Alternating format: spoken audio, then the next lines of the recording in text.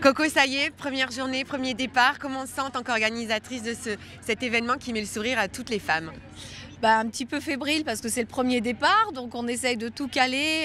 Ça fait 1 an qu'on n'est pas venu sur le terrain. Voilà, donc là, ça se passe bien. En plus, on n'a pas perdu 1 heure. Il y a le décalage horaire au Maroc qui ne s'est pas fait cette année. Donc, on avait décidé de partir à 7h30, mais il faisait nuit. Donc, pour toutes les images, c'était compliqué. On a retardé d'1 demi-heure. Mais on se cale, on s'adapte au terrain. On est tous dans la bonne humeur et c'est le principal. Et les filles ont la banane, c'est génial. Voilà. Pour cette 3e édition, 2 sessions, 400 femmes vont prendre le départ sous cette arche.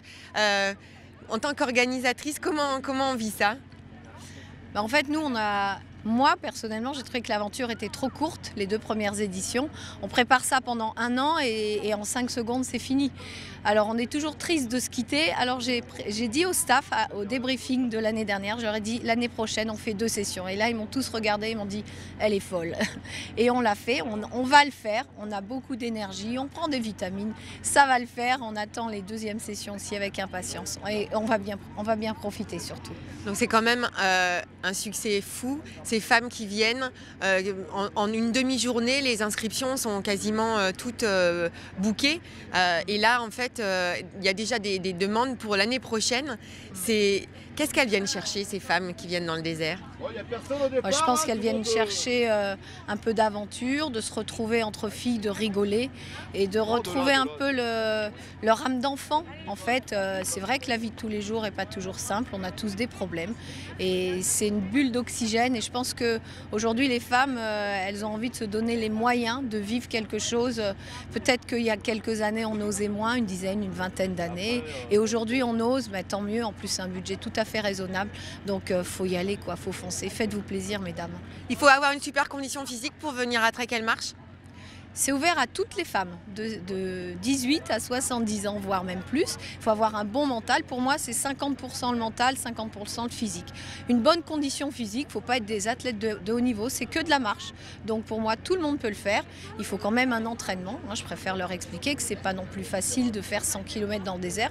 Mais c'est ouvert à toutes. Si elles se sont entraînées et qu'elles veulent arriver au bout, elles arrivent tout au bout. Alors, objectif de cette première journée, donc 3 bornes à trouver et le bivouac pour venir dormir sous la tente dans ce bivouac magnifique, c'est ça? Ouais, c'est ça. Alors là, elles sont un peu hésitantes toutes. C'est leur première nave, donc on en voit partir 3 à gauche. On se dit, oh là là, où est-ce qu'elles sont parties? D'autres 3 à droite. Oh, on espère qu'elles vont se recaler. Mais bon, tout le monde va arriver au bivouac. Et puis, de toute façon, on veille au grain. Hein. On les suit sur nos écrans au mètre près. Donc, s'il y a quoi que ce soit, on va les chercher. Oui, parce que quand même, tout est super bien organisé. Donc, il y a des points GPS. On doit trouver avec sa boussole. On doit garder son cap, etc. Mais elles ont une balise. On les lâche pas dans la nature comme ça, les filles. Ah bah, heureusement que non. Enfin, il y a certains maris qui nous ont payé très cher pour les paires, mais quand même. Elles ont des balises GPS, elles sont suivies, on a un PC course, elles sont suivies sur nos écrans, on sait précisément où elles sont et nous on est en communication radio toute la journée. On a une zone de sécurité, dès qu'il y a une équipe qui dépasse la zone de sécurité qu'on s'est donnée, il y a un appel radio du PC course et il y a un véhicule qui va les rabattre. Parfait. Mais elles ne le savent pas forcément. Mais on préfère leur dire, les filles, faites attention de ne pas vous perdre. Et bien voilà, je vous le disais, vous êtes dans les coulisses de ce bel événement. On va continuer à vivre ça de l'intérieur tout au long de la journée et dans tous les sujets. Je te laisse lancer le prochain départ. Je ne voudrais pas être responsable de quelques minutes de retard. Merci. Nathalie.